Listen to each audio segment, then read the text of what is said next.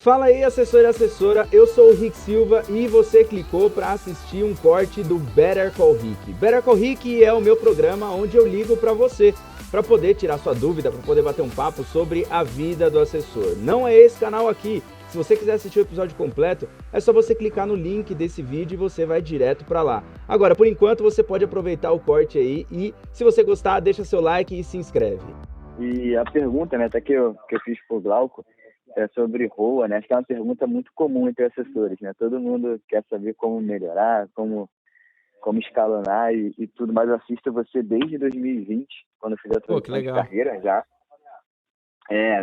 Desde 2020, quando eu estava pensando em fazer a transição de carreira, eu já estava pesquisando, né? Buscando conhecimento. Aí eu cheguei no teu site, e aí do site eu fui pro podcast, aí do podcast eu fui pro YouTube, Instagram também.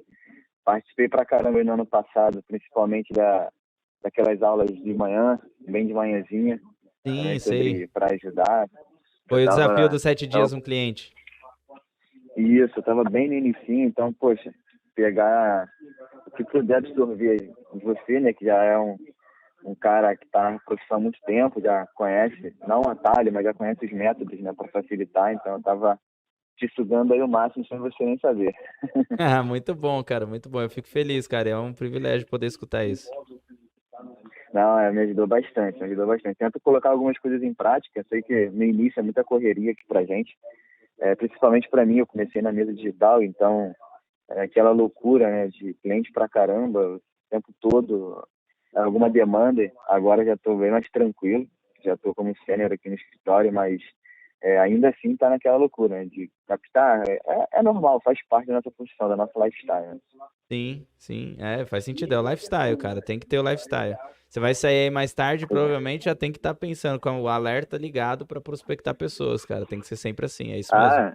Exatamente, eu brinco aqui com os colegas, eu tenho clientes que eu captei às vezes em churrasco de amigos, na barbearia, futebol, então a gente jogar futebol cada dia, cada semana em um lugar diferente, fazer essas coisas para conhecer cada vez mais pessoas. É isso aí, cara, é isso aí, tá seguindo certinho, cara, vai ser um ótimo assessor, tenho certeza. Já é, né, já é. Mas e como que eu te ajudo? Então, na verdade, eu cadastrei, né, fiz uma pergunta sobre ROA, né, até porque eu já assisti algumas aulas suas, sobre ROA, né, a gente ter uma carteira única em vez de uma carteira para cada cliente, claro, respeitando o perfil, o objetivo de cada cliente, mas mantendo um padrão assim dos ativos para que a gente possa ter um controle melhor. Né?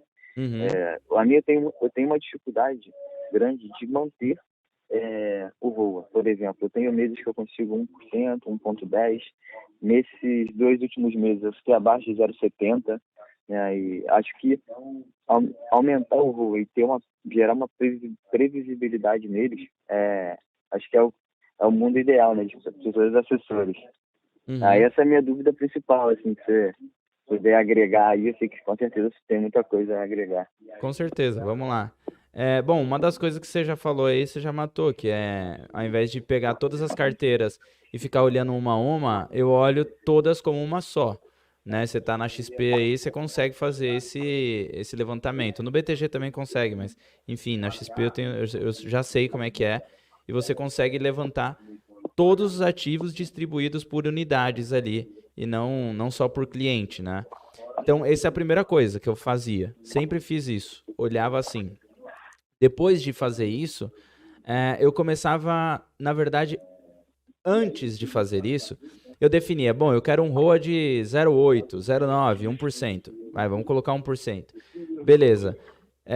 Qual que é o tamanho da minha base e quanto que eu tenho que gerar? Aí vamos supor que eu tenho que gerar, então, 10 mil reais, tá? Desses 10 mil reais, aí sim, eu ia para essa base de clientes inteira e olhava como um todo. E aí eu via quanto que eu tenho em renda fixa na minha carteira de clientes, olhando como uma carteira só, quanto que eu tenho de renda fixa, quanto que eu tenho de renda variável, quanto que eu tenho em fundos, quanto que eu tenho em COI, e assim por diante. Eu olhava todas as separações. Bom, dentro de renda fixa, o que que eu tenho? Eu tenho um CRI, tenho um CRA, tenho uma debênture, beleza. Daí, em cima desses produtos, eu iria olhar quais desses produtos que talvez não faça sentido eu continuar. Porque talvez tenha um outro mais interessante do que ele, Sei lá, eu quero sair de algum CRA para entrar em algum outro CRA que tenha uma duration menor. E naturalmente eu vou produzir receita com aquilo.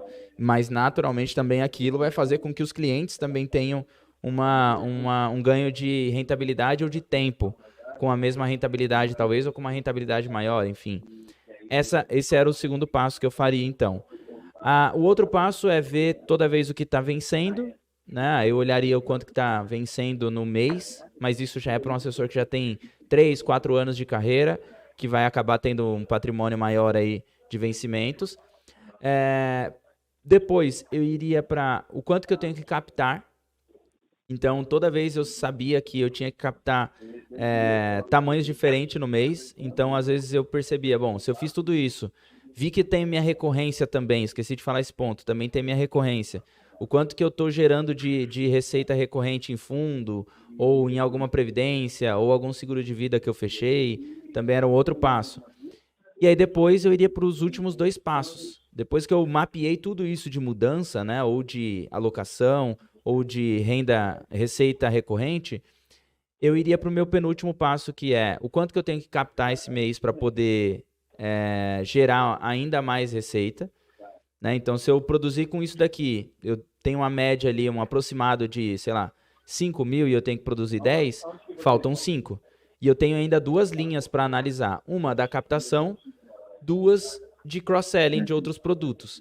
Que aí eu iria para câmbio, para seguro, seriam alguns exemplos aí. Né? Normalmente eu fazia muito mais focado em seguro, que era mais fácil de fazer e mais previsível do que câmbio. Então, eu previa o quanto que eu tinha que captar. Então, se estava faltando 5 mil, eu pensava, bom, se eu captar 1 milhão e alocar a um FII de médio de 0,5, pô, já vou produzir isso daí. Então, já é interessante. Então, eu tenho que captar 1 milhão. Ou então, eu tenho que captar 800 e fazer um seguro ali de 5, 10 mil reais. Essa era a minha previsão do início do mês. E aí eu percorria todo mês baseado naquilo, sabendo que eu tinha que fazer uma penetração na base de mudança de alguns ativos, que eu tinha tantos ativos vencendo que eu tinha que fazer uma realocação desses ativos de pelo menos 30, 70, de 50 a 70% desses ativos de realocação, para não deixar patrimônio sair e tomar churn. Das mudanças que eu ia fazer, eu também pensava em 50% que eu ia conversar com os clientes e fazer essa mudança.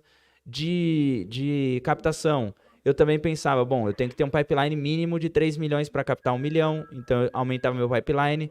E por último, eu pensava, eu tenho que fazer um seguro, então eu olhava quem eram os clientes que eram chave para fazer aquele seguro, ou já vinha mapeando nos outros meses, e o meu pipeline eu fazia fechar ali o que eu queria fazer de seguro, ou que eu precisava fazer de seguro, baseado também no que o cliente tinha, obviamente.